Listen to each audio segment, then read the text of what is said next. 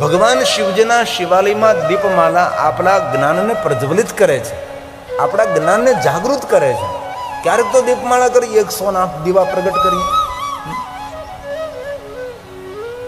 પણ સોમવાર હોય ત્યારે પણ માણસોને ગોતવા નીકળવા પડે છે કે આજે કોના તરફથી આપણે દીપમાળા કરશું. ત્યારે ગામમાં કોઈ એકાદ બે માણસો એવા હોય કે એમ કહે, પૂજારી બાપા અમારા તરફથી દીપમાળા કરજો તમે. પછી રૂ આપે, એ દિવેલ આપે, અને પૂજારી આખો દિવસ મહેનત કરે, બત્તી બનાવીને વ્યવસ્થા કરે, સાંજે પછી આરતીના સમયે દીપમાળા પ્રજ્વલિત કરે. આ દીપમાળા કરવાનો પણ મહિમા છે. એકાદશીનું વ્રત કરવું જોઈએ, ત્રયોદશીનું વ્રત કરવું જોઈએ. સોમવાસરે નિશી ભોજન, સોમવારે પણ નિરાહાર રહેવું જોઈએ. અને સંધ્યા સમયે ભગવાન મહાદેવનું દર્શન કરીને અને અલ્પાહાર કરવો જોઈએ. આજે સોમવારનો મહિમા. તેથી દરેક માણસે કોઈ ના કોઈ વ્રત કરવાથી આપણું મન, આપણું ચિત્ત ભગવાનમાં રહે છે. આપણું કોઈ વ્રત કર્યું હોય તો આપણું ચિત્ત ક્યાં રહે, આપણું મન ક્યાં રહે? એ ભગવાનમાં રહે કે આજ મને વ્રત છે. આખો દિવસ આપણા મનના તરંગો ભગવાન સાથે જોડાયેલા, એટલા માટે વ્રતનો મહિમા છે. બ્રહ્માજી કહે છે, નારદ બિરાજો, હું તમને મહાદેવની કથા કહું. અરે જે પિતા બ્રહ્મા પોતાના પુત્ર નારદને ભગવાન મહાદેવની કથા કહે છે અને શિવ કથાનો પ્રારંભ થાય છે. કેટલું સુંદર દિવ્યતા ભરેલું લાગે. પિતાની વાત દીકરો બેઠો બેઠો સાંભળતો હોય, એ ઘર, એ વ્યવહાર કેટલો સુંદર રૂડો લાગે. અત્યારે તો બાપ દીકરાના વચ્ચે હામાં ઊભો રહેવાનો અવસર નથી. દીકરો બેઠો તો બાપ હામાં ઊભો રહે, ને બાપ હોય તો દીકરો. કેવા આપણા વ્યવહાર કથળાઈ ગયા છે. ઘણી જગ્યાએ બાપ દીકરો સાથે બેઠા બેઠા મીઠી ને મધુર વાતો કરતા હોય ત્યારે એમ લાગે કે કલયુગ નથી, આ સતયુગ છે. અમે ઘણી બધી કથાઓ પણ એવી કરી કે બાપ દીકરો બેઠા બેઠા સાથે બેઠા બેઠા કથાનું શ્રવણ કરતા, કેવું સરસ લાગે. અને દરેક યુવાને યાદ રાખવાનું છે, આપણા માટે કોઈ પ્રગટ મહાદેવજીનું સ્વરૂપ હોય તો પિતા જ હોઈ શકે છે. પિતાથી મોટા ભગવાન કોણ? માએ તો કાખમાં ઉપાડ્યા છે, પિતાજી તો કંધા ઉપર ઉપાડ્યા છે. પિતાજી કાખમાં ના બેસાડે, પિતાજી પોતાના કંભા પર બેસાડે. આપણે એનું માથું પકડીને બેઠા છે. આમાં ઘણા અવસર મેળવ્યો છે કે મેળા મંડપ જોવા ગયા હોય, કોઈ જગ્યાએ ચાલતા ચાલતા જવાનો હોય તો પિતા છે એ પોતાના ખંભા પર પોતાના દીકરાને બેસાડે છે. અને બાપ શું કહે, બેટા મારું માથું પકડી રાખજે. અને બે હાથથી આપણે બાપાની પાઘડી અથવા બાપના વાળ પકડી રાખે. આવો આપણે નાનપણમાં સૌનો અનુભવ થયો છે. એ પિતા છે. તેથી બહુ હૃદયથી કહું છું, આપણા વ્યવહારથી, આપણા વર્તનથી અને આપણા જીવનથી જો આપણો પિતા પ્રસન્ન હોય તો સમજી લેવું કે જીવનમાં આપણે સફળ છીએ. અને ધન સંપત્તિ, વૈભવ હોય, પદ પદવી હોય, પણ આપણા વ્યવહારથી આપણા પિતા જો પ્રસન્ન ન હોય, આપણા પિતા રાજી ન હોય તો સમજી લેવું ધન સંપત્તિ પદ પદવી હોવા છતાં આપણે જીવનમાં સફળ નથી. સફળ પુરુષ કોને સમજવો? જમીન જાગીર પદ પદવી ધન સંપત્તિ નહીં. સંસ્કાર સંપન્ન એનો વ્યવહાર એ જીવનની મોટી સફળતા છે. માના ગુણ તો સૌ ગાય છે કે ભાઈ માના ઋણમાંથી કોઈ મુક્ત ન થઈ શકે. તો માના ઋણમાંથી મુક્ત ન થઈ શકે તો પિતાના ઋણમાંથી મુક્ત થઈ શકાય, બાપના ઋણમાંથી મુક્ત થઈ શકાય. માએ રોટલો ઘડીને ખવડાવ્યો પણ બાપ કમાઈને લાવ્યો ત્યારે માએ ઘડ્યો ને. તેથી આપણા આખા પરિવારનું ભરણ પોષણ કરનારા આપણો પિતા છે. આપણા આખા કુટુંબનો તારણહાર પિતા છે. પિતા પ્રત્યેનો ભાવ ગીત છે. પિતા પ્રત્યેનો ભાવ વ્યક્ત કરવાનું એક સુંદર ગીત છે. બહુ સુંદર શબ્દોથી કંડારેલું છે. ગુજરાતીમાં છે કે પિતાનું કેટલું યોગદાન છે આપણા જીવનમાં, તેનું સુંદર શબ્દ ચિત્ર કોઈ કવિએ પ્રસ્તુત કર્યું છે. સુંદર છે. અને બાપના અરમાનો કેટલા હોય. ભલે હું ભણી નથી શીખ્યો પણ મારો દીકરો ભણવો છે, સારી સ્કૂલમાં આપણને એડમિશન અપાવે, પિતા પોતે સાદો મોબાઈલ વાપરે, સારો સ્માર્ટ મોબાઈલ પોતાના દીકરા દીકરીઓને આપે કે મારો દીકરો ભણે, મારી દીકરી ભણે. અને ગામડામાં રહેતા માણસોને મારી ખૂબ પ્રાર્થના છે, દીકરા દીકરીને ભણાવવા જોઈએ. આવા અંતરિયાળ ગામડાઓમાં આપણે ફરીએ ત્યારે આપણને એમ થાય કે વાડીઓમાં રહેતા દીકરા દીકરીઓ ક્યાં ભણવા જતા હશે, એમની રહેણી કહેણી કેવી હશે, એનો વ્યવહાર કેવો હશે, એની ખાણીપીણી કેવી હશે. અને જ્યાં સુધી ભણતર નહીં વધે ને ત્યાં સુધી જીવનમાં કોઈ પ્રકારે આપણે સમાજની વચ્ચે પ્રકાશિત નહીં થઈ શકે. ભણતર વધવું જોઈએ, ભણતરની બહુ જરૂર છે. આ વ્યવસ્થાની પણ કોઈ જરૂર છે એવી કે ફરજિયાત છોકરાઓ ભણે. આમ તમે જો, તમારે અમે તો ટેલિવિઝન અહીં કે નથી હોય તો જોજો. આમાંથી આપણે માણસોને બહાર કાઢવાના છે, તો આપણો સમાજ બગીચામાં ખીલેલા ફૂલ જેવો દેખાશે. જો શિક્ષણ ઉપર આપણે સૌ સાવધાન નહીં રહીએ તો કાંઈ ન થઈ શકે. તેથી આપણને ભણાવ્યા આપણા પિતાએ, આપણને પગભગ કર્યા આપણા પિતાએ, આપણા બાપે કર્યા છે. તેથી આ પિતાના સન્માનમાં થોડી પંક્તિઓ છે. આપણા પિતા પ્રત્યેનો ભાવ છે. મા પ્રત્યેનો તો આપણો ભાવ વ્યક્ત હોય જ, પણ પિતા આપણા માટે કમ નથી. આપણે માનું વધારે મહાત્મ્ય જરૂર. માએ આપણને જન્મ આપ્યો છે, માતાનું દૂધ પીધું છે, પણ પિતાની છત્રછાયા, પિતા આપણું કવચ છે, પિતા આપણી ઢાલ છે, પિતા આપણો રક્ષક છે. એ પિતા પ્રત્યેનું આપણું સન્માન છે. તેથી મારા યુવાન ભાઈઓને, બહેનોને, સૌને મારી પ્રાર્થના છે, આપણું જીવન, આપણું વર્તન, આપણો વ્યવહાર આપણા પિતાના રાજીપા માટે હોવો જોઈએ. આપણી વર્તનથી, આપણી વાણીથી, આપણા વ્યવહારથી આપણો બાપ પ્રસન્ન હોવો જોઈએ. એવું સુંદર આપણું જીવન હોવું જોઈએ કે આપણા નામનું ગૌરવ કરે આપણો બાપ. ગૌરવંતો આપણે તો આપણા જીવનને ગૌરવ પાવીએ, પણ આપણું નામ લઈને આપણો જે બાપ હોય પોરોહ કરે, એ મારો દીકરો છે. આજે ગમે એ રીતે દિનેશભાઈ એટલું ભવ્ય દિવ્ય આયોજન કર્યું, પણ ગેલા બાપાને ગૌરવ તો થતું જ હોય છે કે વાગડમાં જે કોઈ અત્યાર સુધીમાં કરી ન શીખવું એ મારા દીકરાએ કરી બતાવ્યું છે. એ ગેલા બાપાને ગૌરવ તો થાય જ છે. એ ખખોડી મોખોડી, એ ભાભા, એ દાદા, મેં તો જોયા કે દિનેશભાઈ કે અમારા પિતાજી છે. અંદરથી તેને કેટલો પર્વ થતો, આનંદ થતો હોય છે. અને કોઈ પણ બાપ હંમેશા દીકરાની પ્રગતિથી રહે. અને બાપ છે ને દુનિયામાં કોઈથી હારવા તૈયાર ન થાય, પણ પોતાના દીકરાને હારવા માટે તૈયાર છે કે મારા કરતા મારો દીકરો સવાયો હોવો જોઈએ. આ એક પિતાનો સ્વભાવ છે. તેથી મારા ભાઈઓને પણ, યુવાનોને પણ પ્રાર્થના, મારી બહેનોને પણ પ્રાર્થના છે, પિતાનું ગૌરવ વધારીએ. આપણે ગૌરવ વધારવું નથી કાંઈ નહીં, પણ આપણા પિતાના ગૌરવમાં કોઈ જગ્યાએ કલંક ન, કોઈ જગ્યાએ ખલેલ ન પહોંચે. પિતાના ગૌરવમાં કોઈ જગ્યાએ કલંકિત ડાઘ ન આપીએ, એટલી તો કાળજી રાખીએ ને આપણે. દીકરો સમાજમાં સારું કામ કરતો હોય, સારું કાર્ય કરતો હોય તો બાપને કેટલું ગૌરવ હોય. અને દીકરો ગામમાં પીણ નીકળતો હોય, બાપની કેટલી મોટી વેદના હોય છે. ગામમાં પીને લથડિયું ખાતો ખાતો દીકરો આટા મારતો હોય, કોઈ એમ કે ફલાણા ભાઈનો દીકરો છે, એ બાપને જીવવા જેવું ના રહે. પિતાના ઋણમાંથી મુક્ત થવું હોય તો અન્ય કોઈ સેવા કરો ન કરો, લેકિન જીવન એવું સુંદર જીવો કે આપણા નામનું ગૌરવ આપણો પિતા કરી શકે છે.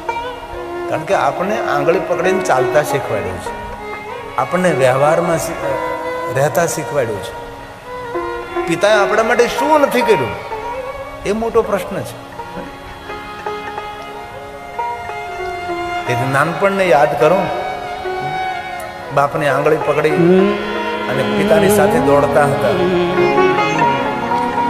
મારી આંગળી ઝાલીને મને માર્ગ બતાવ્યો. એ પિતાજી મને યાદ છે. મારી આંગળી ઝાલીને મને માર્ગ બતાવ્યો. દુનિયાના દુઃખ સે તે મને વીર બનાવ્યો. દુનિયાના દુઃખ સે તે મને વીર બનાવ્યો. તારા વહાલ ભર્યા પ્રેમનું અમૃત હું પામ્યો. તારા વહાલ ભર્યા પ્રેમનું અમૃત હું પામ્યો. હે પિતાજી, વંદન કરું હજાર મારા વાલા પિતાને. વંદન કરું હજાર મારા વાલા પિતાને. તેથી સાંજે સમય કાઢી અને પિતા પાસે થોડોક સમય વિતાવજો. પિતાની થોડાક જીવનના અનુભવોની વાતો સાંભળજો. અને શક્ય હોય તો પિતાજીના ચરણ દબાવજો, તેની સેવા કરજો, તેનો સથવારો બનજો, તેની લાકડી બનજો. તો કે તમે સૌ તો ડાયા માણસો છો. વૃદ્ધાવસ્થામાં બાપને કોઈ મિષ્ટાન ભોજનની જરૂર નથી, કોઈ સુંદર સુંદર બ્રાન્ડેડ વસ્ત્ર પહેરવાની તેને જરૂર નથી. વૃદ્ધાવસ્થામાં બાપને હથવારાની જરૂર છે. બુઢાપામાં બાપની બાજુમાં દીકરો ઉભો હોય ને તો બાપને લાગે હું સુરક્ષિત છું. તેથી બહુ હૃદયથી મારા યુવાન ભાઈઓને કહું છું, જીવનના હજારો ને કરોડો કરોડો કામ છોડી અને બાપની સેવા કરજો. મહાદેવ તમારા પર અમૃતનો વરસાદ વરસાવશે. શંકર ભગવાન રાજી થશે. આપણે આપણા બાપને સાચવી શકતા રહે, જગતના બાપને સેવા કરવા માટે પૂજા કરવા નહીં. આપણો જન્મદાતા આપણો પિતા છે, આપણા માટે મહાદેવનું સ્વરૂપ છે. એનો આદર, એમનો રાજીપો, એમની પ્રસન્નતા એ જ ભગવાન શિવની પ્રસન્નતા છે. બાપના પૈસે દીકરો પિકનિક મનાવવા જાય એ દીકરો મહાન નથી. બાપના પૈસે લીલાલય કરતા હોય ઘણા લોકો. બાપના પૈસે દીકરો ફરવા માટે નીકળી પડે એ દીકરો મહાન નથી. પણ દીકરો કઠોર પુરુષાર્થ, કડી મહેનત કરી અને ધન કમાય અને પોતાના મા બાપને એમ કહે કે હાલો હું તમને યાત્રા કરવા લઈ જાઉં, એ દીકરો વંદનીય છે, એ દીકરો ધન્ય છે. પોતાની કમાણીથી મા બાપને યાત્રા કરાવે, પોતાની કમાણીથી પિતાજીને લહેર કરાવે. તેથી માના ઋણમાંથી જે રીતે મુક્ત ન થઈ શકે એવી રીતે પિતાના ઋણમાંથી મુક્ત ન થઈ શકાય. પિતાનું પણ એટલું જ યોગદાન આપણા જીવનમાં છે, માથી થોડું પણ ઓછું નહીં. ગમે તેવો બાપ દુર્ગુણી હોય પણ આપણું કર્તવ્ય છે આપણા બાપને આપણે સેવા કરવી. ગમે અવસ્થામાં, ગમે હાલતમાં, ગમે તેવો ગમે એ રીતે હોય, પણ પુત્રનો ધર્મ છે હંમેશા પિતાને રાજી રાખવા, પિતાની સેવા કરવી. અંતિમ પંક્તિ મારી તમામ ઈચ્છા તે પૂરી કરી. દીકરો બોલે છે, દીકરો બાપને કહે છે પિતાજી હું જ્યારે નાનો હતો ત્યારે જે મારી ઈચ્છાઓ હતી એ પિતાજી તમે પૂરી કરી છે. મેં જે માગ્યું પિતાજી તમે આપ્યું છે મને. તમે તમારા માટે નથી વિચાર્યું, મારા માટે વિચાર્યું છે, મારું જીવન નિર્માણ કર્યું છે. અને હવે હું મોટો થયો, યુવાન થયો છું, મારું કર્તવ્ય છે પિતાજી આપના માટે હું કંઈ કરી શકું, એવો ભાવ અંતિમ પંક્તિમાં પ્રગટ કર્યો છે. દીકરો બોલે છે મારી તમામ ઈચ્છાઓ, મારી તમામ ઈચ્છા તે પૂરી કરી. તારા અધૂરા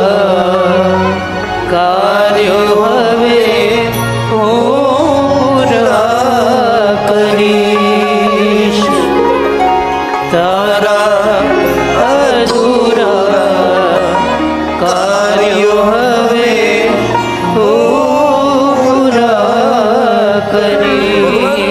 ભગવાન બધાને આવો દીકરો આપે. બાપને એમ કહે પિતાજી તમારા જે અધૂરા કામો છે હું પૂરા કરીશ, તમારી જે અપેક્ષાઓ જે બાકી રહી ગઈ છે હું પૂરી કરીશ. કેટલી સુંદર પક્તિ છે. દીકરો જ્યારે બાપને આવી રીતે કહેતો હોય બાપ કેટલો રાજી થાય. કેટલી સુંદર પક્તિ. તારા અધૂરા કામ હવે હું પૂરા કરીશ. દીકરો કહે છે તારા અધૂરા કાર્યો હવે હું પૂરા કરીશ. આશીષ તારા પામી જીવન સફળ હું કરી. કેટલા સુંદર શબ્દો છે. આશીષ તારા પામી જીવન સફળ હું કરી. વંદન કરું હજાર મારા વહાલા પિતાને. વંદન કરું હજાર મારા વહાલા પિતાને. કુટુંબના તારણહાર એવા પૂજ્ય પિતાને. વંદન કરું હજાર મારા વહાલા પિતાને.